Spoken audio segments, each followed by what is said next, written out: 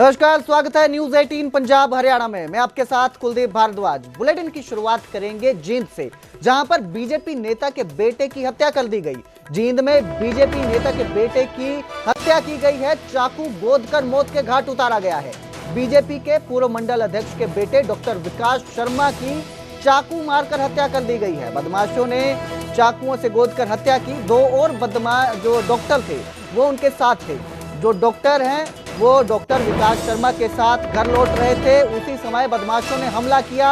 चाकू गोदकर डॉक्टर विकास शर्मा को मौत के घाट उतार दिया, जबकि जो दो अन्य डॉक्टर उनके साथ थे वो भी इस हमले में घायल हुए हैं। बीजेपी के पूर्व मंडल अध्यक्ष शिव कुमार शर्मा के बेटे थे डॉक्टर विकास। जींद जिले के सफीदो कस्बे में देर रात इस वारदात को अंजाम दिया गया। कहा जा रहा है कि पहले बदमाशों के साथ कास सुनी हुई, जिसके बाद उन्होंने चाकुओं से हमला कर दिया और डॉक्टर को मौत के घाट उतार दिया। उनके साथ जो डॉक्टर थे वो घायल हैं, जिनका पानीपत अस्पताल में इलाज चल रहा है। पानीपत अस्पताल में उन्हें भर्ती करवाया गया है। वहीं पानीपत अस्पताल में डॉक्टर विकास को मृत घोषित कर दिया गया। तो बीजेपी नेता के बेटे हैं जिनकी हत्या कर दी गई है। इस खबर पर ज्यादा जानकारी के लिए मेरे सहयोगी विजेंद्र कुमार मेरे साथ जुड़े हैं। विजेंद्र, क्या अपडेट इस मामले में जो हत्या की गई है? कोई पुरानी रंजिश या बदमाश कौन थे? क्या जानकारी सामने आ रही है? देखिए, जींद में इन दिनों जो अपराध है अपने चरम पर है। एक महीने के अंदर ये 12वीं हत्या है। 12 मर्डर जींद में हो चुके हैं। अभी जो ताजा मामला सामने आया है वो बीजेपी नेता और एक जींद के सुप्रसिद्ध डॉक्टर हैं सफीदों से, डॉक्टर विकास, उनकी हत्या कर दी गई है। तो जानकारी के अनुसार ये अपने डॉक्टर साथियों के साथ घर की तरफ वापस लौट रहे थे। देर रात जब घर के पास लौट रहे थे तो सफीदों कस्बे के पास कुछ बदमाशों ने इनको घेर लिया और चाकुओं से गोदकर इनकी हत्या कर दी। और इनके साथ जो दो अन्य डॉक्टर थे वो भी घायल बताए जा रहे हैं।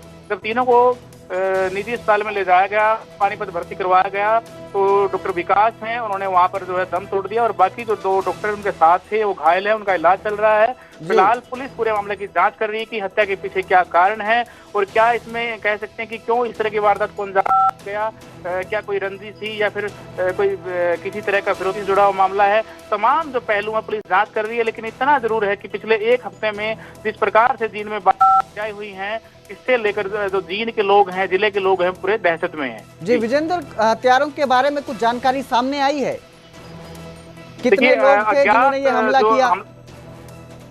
अज्ञात हमलावर थे। उन्होंने पहले उनकी गाड़ी को घेरा और उनके साथ कहासुनी की और उसके बाद जो है चाकुओं से उन पर हमला कर दिया। काफी गंभीर चोटें उनको आई थी और उन चोटों के चलते जो है उनको निजी अस्पताल में भर्ती करवाया, जहां उन्होंने इलाज के दौरान दम तोड़ दिया। और फिलहाल ये पुलिस सारी जानकारी जुटा रही है कि हत्या के पीछे क्या कारण रहे हैं, क्या तमाम जो है उन पर अभी पुलिस जांच कर रही है। जी बहुत बहुत शुक्रिया विजेंद्र इस तमाम जानकारी के लिए। तो क्यों ये हत्या की गई, कितने बदमाश थे, फिलहाल ये साफ नहीं है। क्यों उन्होंने हमला किया, इसको लेकर जांच की जा रही है। लेकिन बड़ी खबर इस वक्त की, बीजेपी नेता के बेटे की हत्या कर दी गई। चाकू गोद कर उन्हें मौत के घाट उतारा गया है और लगातार जो है ये क्राइम बढ़ता जा रहा है।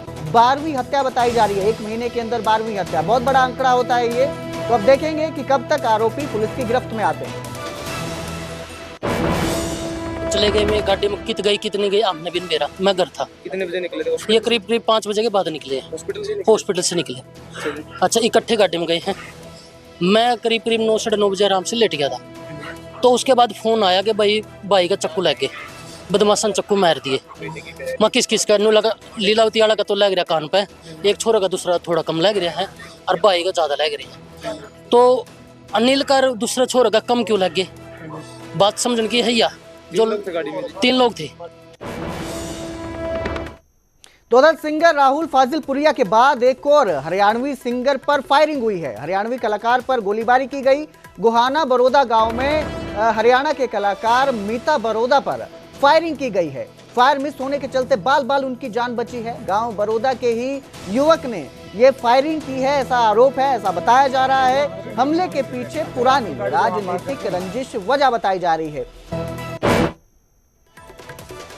तो हरियाणा में 26 और 27 जुलाई को स्कूलों में छुट्टी का ऐलान किया गया है। सीटी एग्जाम के चलते 2 दिन अवकाश घोषित किया गया है। शिक्षा विभाग ने स्कूल बंद करने के आदेश दिए हैं। 26 जुलाई शनिवार को सभी स्कूल बंद रहेंगे। सीईटी परीक्षा जिसके चलते ये फैसला लिया गया है। 26 और 27 जुलाई को ये परीक्षा होने जा रही है। कॉमन एलिजिबिलिटी टेस्ट का एग्जाम हो रहा है, जिसके चलते ये फैसला लिया गया है। छात्रों की सुविधा हेतु 2 दिन की छुट्टी दी गई है। स्कूलों में सीईटी परीक्षा के चलते कक्षाओं को रद्द किया गया है। तो ये बड़ी खबर आपको दे रहे हैं हम।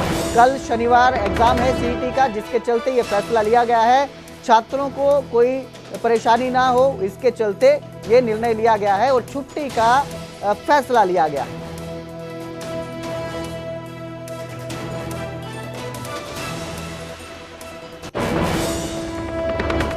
तो उधर रोहतक में सीईटी एग्जाम में शिक्षकों का अड़ंगा सामने आया है। बस पर ड्यूटी लगाने का शिक्षकों ने विरोध किया।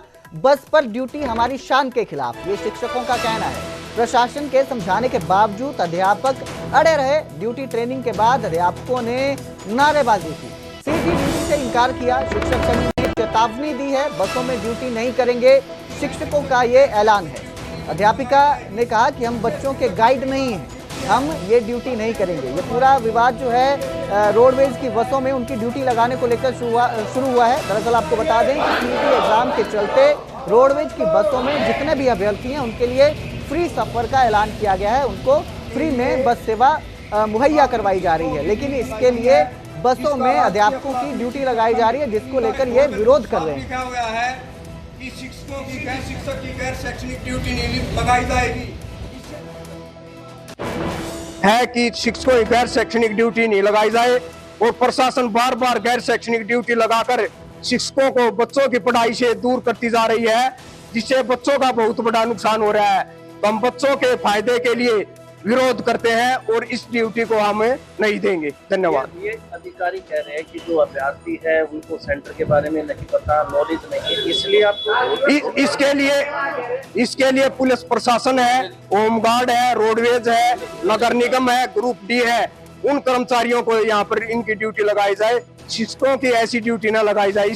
हम उपस्थित हुए हैं। हमारी ड्यूटी बस स्टैंड पर बच्चों को बसों में बिठाने के लिए लगाई गई है, जो बच्चे सीटेट की परीक्षा देने आएंगे, और हम इसका विरोध करने के लिए आज यहाँ उपस्थित हुए हैं। जो बच्चा इतना सक्षम है कि एक एग्जाम देके और वो नौकरी पकड़ने के लायक है, उसको अगर हाथ पकड़ के बस में चढ़ाना पड़े तो या तो ये शिक्षा व्यवस्था बेकार है या वो बच्चा लायक नहीं है। तो उधर हरियाणा के सीएम मुख्यमंत्री नायब सिंह सैनी दिल्ली पहुंचे हैं। अमित शाह से मुलाकात करने के लिए दिल्ली गए हैं। कई केंद्रीय मंत्रियों से भी ये मुलाकात करेंगे। पार्लियामेंट परिसर में मुलाकात होगी। सीएम नायब सिंह सैनी दिल्ली पहुंचे हैं। इस दौरान वो इस दौरे पर, अपने दिल्ली दौरे पर गृह मंत्री अमित शाह से मुलाकात करेंगे। इसके साथ ही केंद्रीय मंत्रियों से भी मुलाकात करेंगे। पार्लियामेंट परिसर में ये मुलाकात की जाएगी। मुख्यमंत्री नायब सिंह सैनी, इस दौरान मुख्यमंत्री नायब सिंह सैनी अमित शाह से विकास कार्यों को लेकर भी चर्चा करेंगे।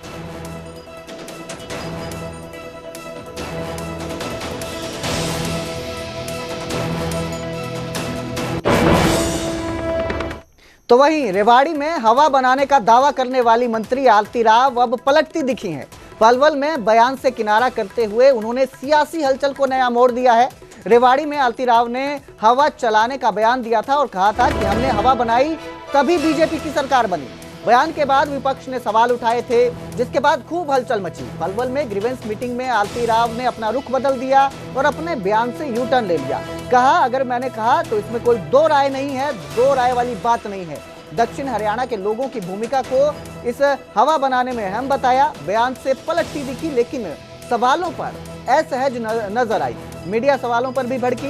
उन्होंने कहा कि जैसा आप कहेंगे वैसा नहीं कहूंगी। तो आपको बता दें कि रेवाड़ी में इन्होंने बयान दिया था कि उन्होंने हवा बनाई, जिसकी वजह से ही बीजेपी जो है वो सत्ता में आई है, और अब इन्होंने अपने बयान से किनारा कर लिया है।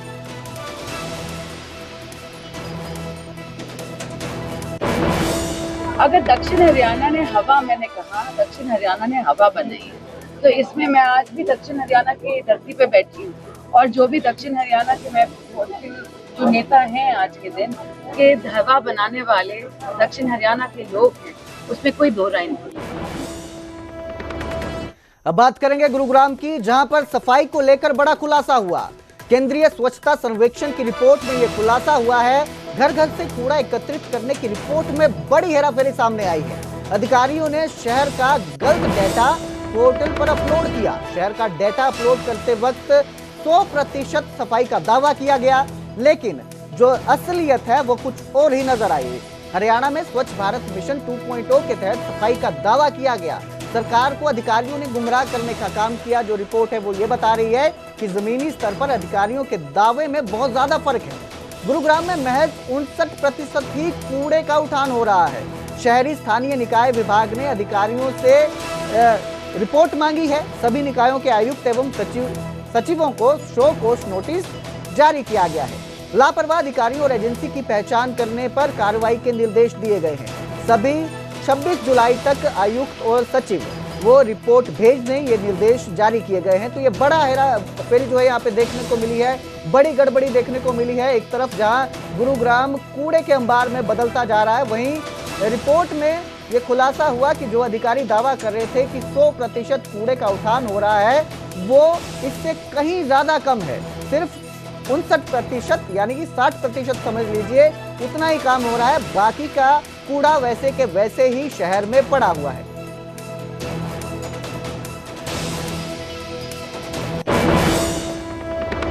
तो साइबर सिटी कहे जाने वाले गुरुग्राम की हालत बदहाल है। शहर में जगह जगह गंदगी फैली हुई है। सड़कों और मोहल्लों में गंदगी से लोग परेशान हो चुके हैं।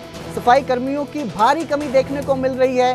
कूड़ा उठाने की व्यवस्था चरमरा चुकी है। स्थानीय निवासियों का कहना है कि अब ये शहर रहने लायक नहीं बचा है। लोग दिल्ली लौट रहे हैं, कुछ विदेश जाने का मन बना चुके हैं।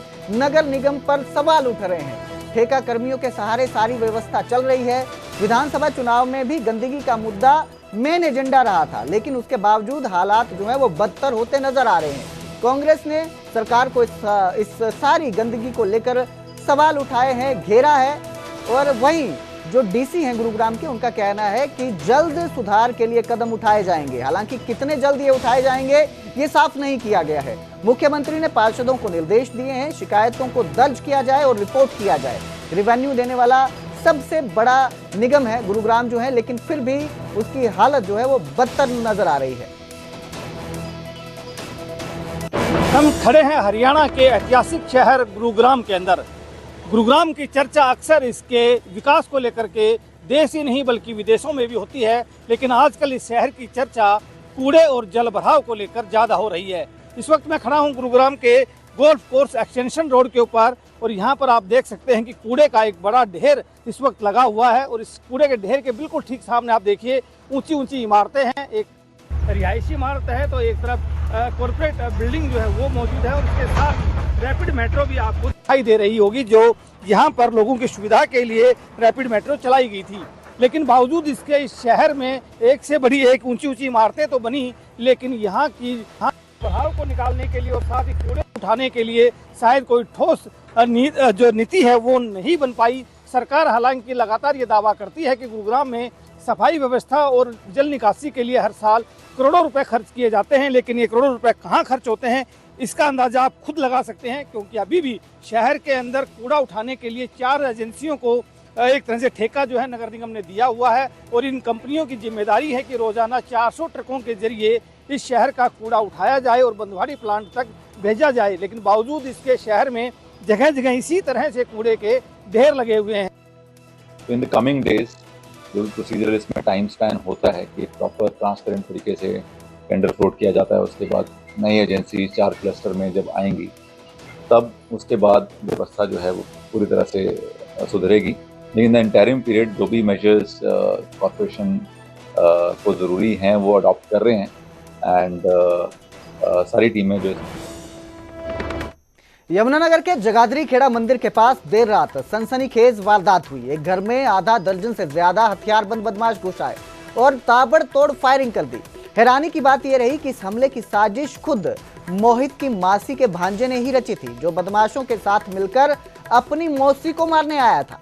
लेकिन मोहित सतर्क था और बाथरूम में छिपकर उन्होंने अपनी जान बचाई। बदमाशों ने घर के अंदर 4 से 5 राउंड फायरिंग की और गली में भी हवाई फायर करते हुए भाग गए। पुलिस को मौके से कई चले हुए कारतूस बरामद हुए हैं। शुरुआती जांच में विवाद की वजह एक एक्टिवा बताई जा रही है। नई एक्टिवा की वजह से सारा विवाद हुआ, जिसके बाद युवक जो है बदमाशों के साथ अपनी ही मौसी का कत्ल करने पहुंच आया था। फिलहाल पुलिस ने घटनास्थल का सीन रिक्रिएट कर जांच शुरू कर दी है और सीसीटीवी फुटेज खंगालने में जुटी हुई है। एक्टिवा को लेकर बहस हुई थी, इन्हें मेरे बिन पूछे एक्टिवा ले ली थी। बस आज हम पड़े थे, खाना खुना खा के पड़ गए थे आराम से। आया ये तो जैसे ही मैं सामने दरवाजे देखा तो उसने गोली चलाई, मैं अंदर भाग गया, बाथरूम में गया तो उसने अपना 2-3 गोलियां चलाई मेरे पे, 2-3 बार चलाई। मेरी बाइक को भी धक्के दुक्के मार गए। 8-10 लड़के आए, जब ये चले गए गेट का कुंडा लगा दिया तो फिर मैंने अपना बाहर आया हूँ जी। मैं कितने लोग फायर हुए? 2 तो अंदर करके गए जी मेरे ऊपर बाथरूम में। कितने लोग थे? ये 8 से 10 लोग थे। सब पे वो मेरी वाइफ बता रही है पिस्टल ली थी सब पे।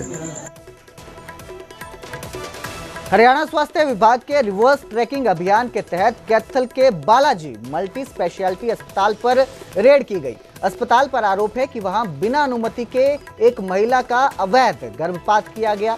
मुख्य चिकित्सा अधिकारी डॉक्टर रेणु चावला के अनुसार यह अस्पताल MTP यानी कि मेडिकल टर्मिनेशन ऑफ प्रेगनेंसी के लिए अधिकृत नहीं है। फिर भी गर्भपात की प्रक्रिया की गई जो कानून का उल्लंघन है। जांच में सामने आया कि महिला की उम्र, परिवार की पृष्ठभूमि और पिछली संतान की जानकारी को भी नजरअंदाज किया गया। शिकायत और सबूतों के आधार पर पुलिस को सूचना दी गई है।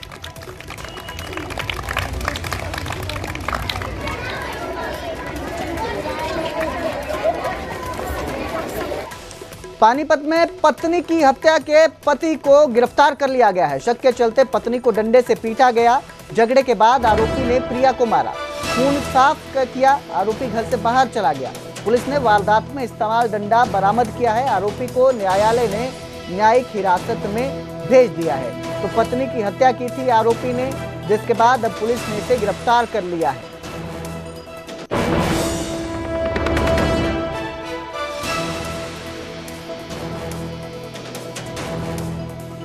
पति पर ही हत्या का आरोप लगा है। उस पति को जिसने उसको डंडों से पीट के हत्या की है उस महिला की, उस पति को गिरफ्तार किया जा चुका है और आज उसको कोर्ट में पेश करके पुलिस रिमांड लेंगे ताकि फर्दर पूछताछ की जा सके किसी और की भूमिका है या नहीं है। अगर किसी अन्य की भूमिका भी आती है तो उसको भी गिरफ्तार करें। सर, इसका कारण क्या?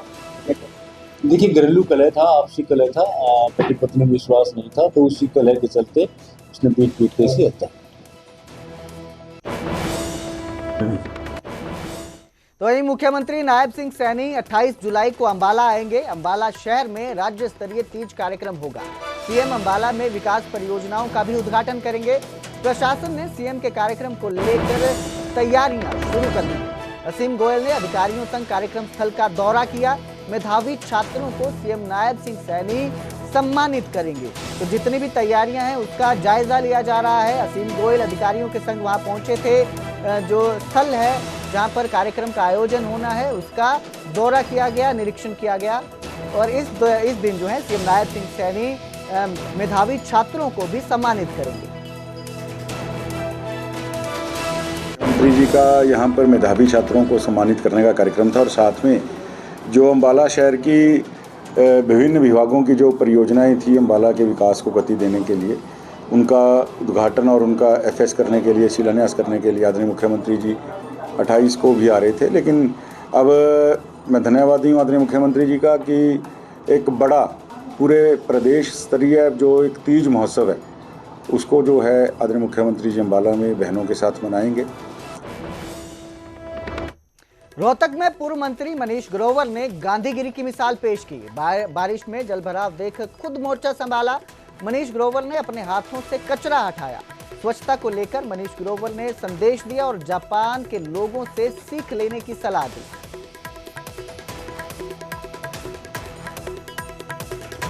मैं ये निवेदन करना चाहता हूँ, ये प्रॉपर्टी सरकार की नहीं है, ये संपत्ति पब्लिक की है, पब्लिक के टैक्स से बनी हुई है। परंतु पब्लिक कोई भी समस्या आती है वो प्रशासन की तरफ देखती है, सरकार की तरफ। अरे मेरा भी कोई फर्ज होगा। पानी थोड़ा सा खड़ा था, रात को बारिश आई है और उसके बाद अब 1 बज गए दोपहर को, 12 घंटे बाद ये पानी खड़ा है। उसका कारण ये एक छोटी सी जो गिटिया। और अब बात सोनीपत की उस दादी की जो इन दिनों सोशल मीडिया पर छाई हुई है। 77 साल की दादी अपने पोते के साथ योगा करती है, दौड़ लगाती है और नदी में छलांग लगाकर तैरती है। वो मॉडर्न म्यूजिक पर डांस करती है, यानी 77 साल की उम्र में भी सारे रंजो गम को भूलकर जीवन का आनंद ले रही है। ये दादी गंगा नदी को पार कर चुकी है और नदी में तैरकर 2 युवकों को भी बचा चुकी है। इस उम्र में भी दादी की तंदुरुस्ती का राज क्या है, ये पूछने पर पता चला कि वो जमकर कसरत और योगा करती हैं, नहरों में तैराकी के दांव आजमाती हैं, देसी खाना और फास्ट फूड से दूर रहती हैं, देसी खाना खाती हैं। उनकी तंदुरुस्ती का यही राज है। आज के समय पर जहां सबसे ज्यादा बीमारियां महिलाओं में देखी जाती हैं और एक उम्र फिक्स हो गई है, कहीं ना कहीं 50 या 60 साल के बाद महिलाएं वो काम नहीं कर पाती जो कहावत होती कि पहले की महिलाएं बहुत कुछ कर जाती थी। सबसे पहले आपका नाम, क्या नाम आप? साबो। साबो, क्या बताएंगे आप कैसे तैराक भी कर लेते हैं, व्यायाम भी कर लेती हैं, लेकिन आज की महिलाएं तो नहीं कर पाती? आज की महिलाएं तो काम नहीं कर पाती। आप तैर भी लेती हैं नहर में बहुत अच्छी तरह। हाँ, कब सीखी? बेटा 10 साल की हुई जब मैं तैरना सीख गई थी। बेटा 2 मन बालक भी काटे हैं डूबते ओढ़, आड़ाई पथ से भी काटा है एक। और दूसरी बात यह बेटा, मैं आप तैरना खूब और कोई डूबता हो उसमें काट सकूँ। हाँ। फिर कहाँ सीखी आपने तैराकी? अपने घर सीखी बेटा, सेटावली गांव में। पूरे तो मैं अपना 12 साल की होली जब मैं धाने में भी नहाना तैरना सीखा था, फिर हम नदी में कूदने लगे। हाँ। लेकिन आज के जो यूथ हैं, ये कहें हम चाहे पुरुष भी हैं, वो आपकी 77 साल हो गई है, लेकिन 50 साल के बाद तो तैरना तो बहुत दूर चलना भी मुश्किल हो जाता है। हाँ, वो जो है बेटा जो नहीं हुआ है अपना जो कर बालक का भाई, वो जो भाई जिसने हारी बीमारी में हो जाए ना बालक कोई भी हो बेटा, और जिसका दुख लाग जा वो बेटा कुछ भी नहीं कर पाता और भूल भी जा है बेटा हैं। और बेटा मेरा तो ये कहवा है कि कोई जो नहर में भाई क्या में भी है, पानी में भाई और क्या में बेटा, कोई जो भाई न्यू दिख है तेरी मौत आवा है, उस मौत तो दूर रहे। आपका राज क्या है सेहत का? क्या खाते थे पहले, क्या आज के टाइम? हमने तो पहले वही बात है कि गरीबी थी बेटा। हमने तो अपना उसमें जाहिर का साग रोटी में रोटी भी नहीं मोशेस होती बेटा, हमने मोशेस नहीं होती बेटा, गरीब घर की बेटी हूँ है ना। और बेटा हम तो मट्टी खा खा कर तुझे कहना चाहिए, मट्टी खा कर गुजारा करे, मट्टी खा कर गुजारा करे बेटा। लेकिन मिट्टी खाने के बाद फिर दिन तंदुरुस्त कैसे हो? फिर भी सेहत कमल है बेटा, मेरा कोई हारी बीमारी नहीं हुई थी बेटा पहले। ये बनू हो पाया मैं बाला ले चाहे उम्र के लिए यू काम हो। फिर आज की महिला को क्या कहोगे, क्या खाना चाहिए उन्हें? उन्हें बेटा न्यू है घी खाओ, दूध खाओ, पियो बेटा, अपनी सुथरे डाला रोटी खाओ, दलिया है, खिचड़ी है, सारा सौदा सुथरे डाला खाओ, नरम चारा। तो वो आपकी तरह रह सकती हैं फिर? हैं? आपकी तरह रह सकती हैं फिर वो? ना रहेंगी तो बेटा वह फिर वह दुखिए है। अब जाना है कोई बेटा रोटी खाए तो स्वाद, दूसरी का बर्गर फराना ढकड़ा हमने नहीं खा ली बेटा इतना ही। तो मतलब ये बर्गर हैं जो फास्ट फूड, इनसे दूर रहें? हाँ, मन तो सब क्या है तो दूर होंगे।